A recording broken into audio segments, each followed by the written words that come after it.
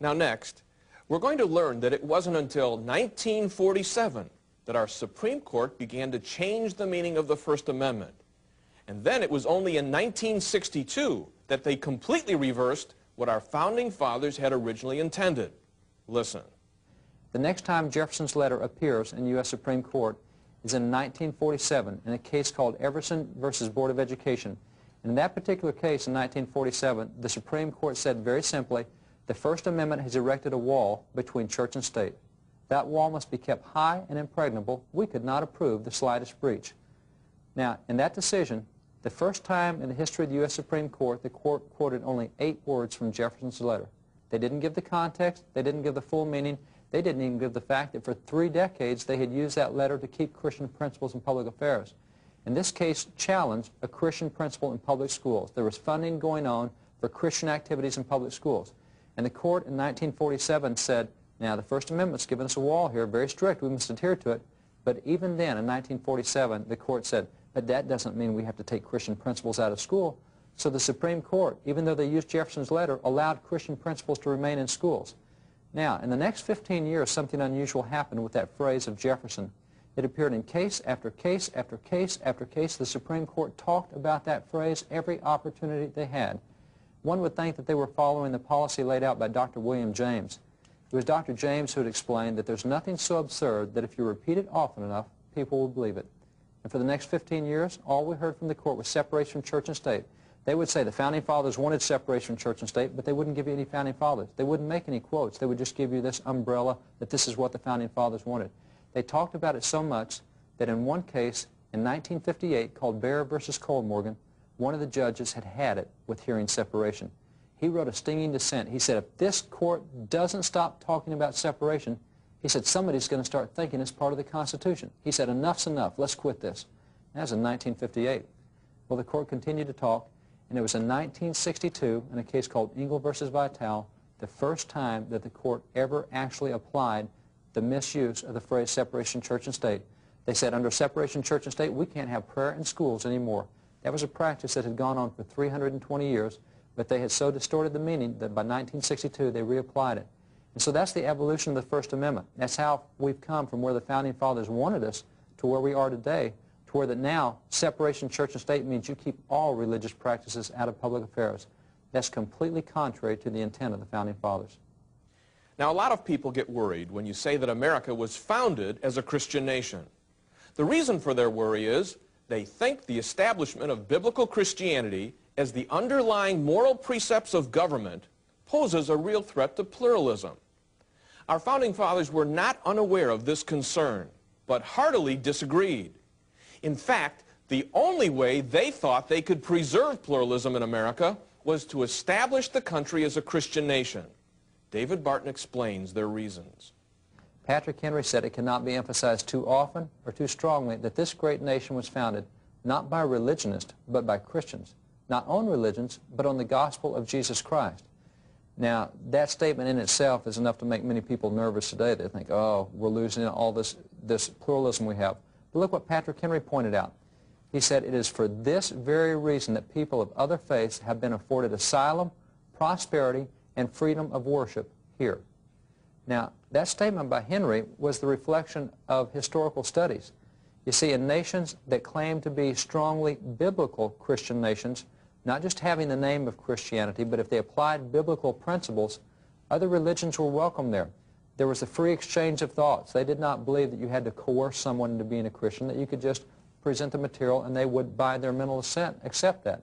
Now, as early as the early 1800s, we had lawsuits which were apparently challenging the fact that we're a Christian nation. Other religious groups in the nation, and we had many religions at the time, that came and challenged the Christian precepts. And the courts were always quick to point out, they said, no, wait a minute. They said, we're a religious nation, we're a Christian nation. They said, we don't tell you how to believe, when to believe, where to believe, what to believe, or if to believe. The very reason that you have the freedom to practice your religion here is because we're a Christian nation. And that is true. If you look at nations all across the world, there are religious nations all over the world. The Mideast, the Far East, the Near East. All those nations that are religious nations, they don't have tolerance. They don't have pluralism there. They are very strict on their religious beliefs and allow no one else entrance there. Not so in a Christian nation. A Christian nation encourages others to come, allows others to come. Now, the Founding Fathers did believe there had to be a standard of behavior, a standard by which you measured rights and wrongs. And that is true for any nation. Every nation has to adopt a standard of behavior for rights and wrongs. And this is where the Founding Fathers chose the Christian standard of behavior. They chose things like the Ten Commandments that said stealing is wrong, murder is wrong, perjury is wrong. They chose biblical precepts that said, for example, rape is wrong and that fornication is wrong. They chose that standard, and that's what they used in civil society. But never once did they legislate opinions that we would call denominational or religious opinions. Never once did they say that you had to attend to this church, or you had to go to church at all, or that you had to believe this when you got in church, or that we should have this one denomination administering this section. Not at all. They believed in the basic biblical principles, but they would not allow, and they fought against the establishment of any one denominational belief in preference to all others.